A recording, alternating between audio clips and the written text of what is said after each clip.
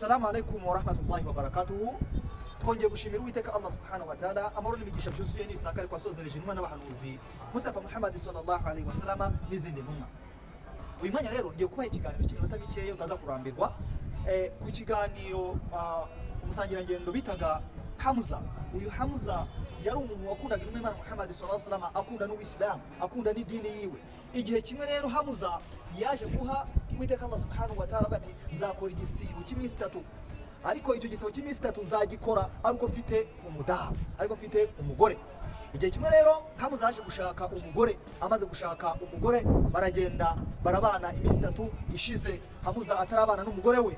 Noneho haza kuba urugamba nukurwanira mu nzira y'Uwiteka Allah subhanahu wa ta'ala.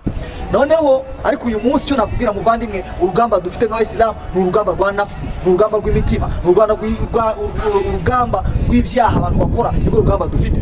Igihe kigeze rero kankurije kuri Hamuza rero byaje kurangira Hamuza n'Imana Muhammad sallallahu alaihi wasallam igiye abantu bajyaga ku rugamba ati nimunyura ku nzu yo kwa Hamuza nimuvuge, ntimunamuhamagare kubera ko ari kumwe n'umugeni we, kuko aramutse twumvise yaza akadusanga hano tukajya ku rugamba. Baragiye ku rugamba ariko bageze kwa Hamuza bagenda bashinga buhoro buhoro, ariko igihe cyarageze umuntu wanyuma ageze kwa Hamuza arakorora atabishakaga. Igihe kigeze Hamuza yumva ko bagiye ku rugamba, yahise abyuka tukani ingabo ye ahita agenda nawe ku rugamba. Agiye ku rugamba batangiye ku rugamba ariko nabona Hamuza araje. Igihe cyageze Hamuza bahise bamuha idarapo rya la ilaha illallah, niba ko nta yindi mana yo Hamuza bararwanye. Hamuza kubera ko ari indwara ikomeye cyane, abaramutevye bashaka kumwica, ubwo bagiye bamugezeho bamukubita umwami ukuboko kw'iburyo. Allahu akbar.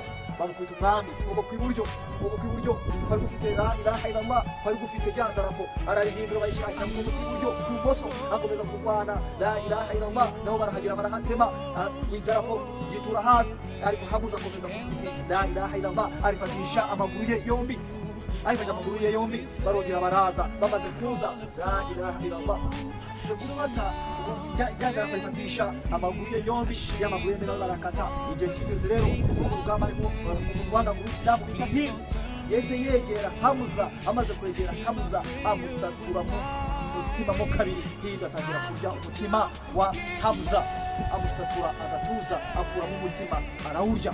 Amaze gufata umutima wa Hamuza arawurya kubera ko Hamuza yaba yegeje ku rugamba.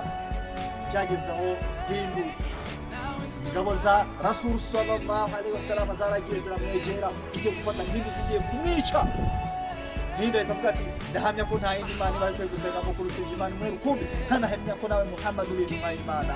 Alhamdulillah. Urugamba hindu abarokotsa cyo. Hindu tekereza muvandimwe mu Islam, tekereza izo mpuhwe zo kubamo, ariko hari abantu bataraba Abayisilamu, hari abantu badafite ariko ndabifuza ko mwaba Abayisilamu izo mpuhwe hindu yagiriwe. Tugiye rero bavanywe Islam namwe mutari Abayisilamu, turifuza ko abantu mugomba kuba Abayisilamu, mwamara kuba Abayisilamu mukazagirwa impuhwe nk'uko hindu yagiriwe impuhwe. Ariko iyo inkuru itahanze ababwira ukuntu Farawo nawe yashatse kuvuga ngo la ilaha illallah, ariko Allah aramubwira ati reka ndavyo wakoze birahagije.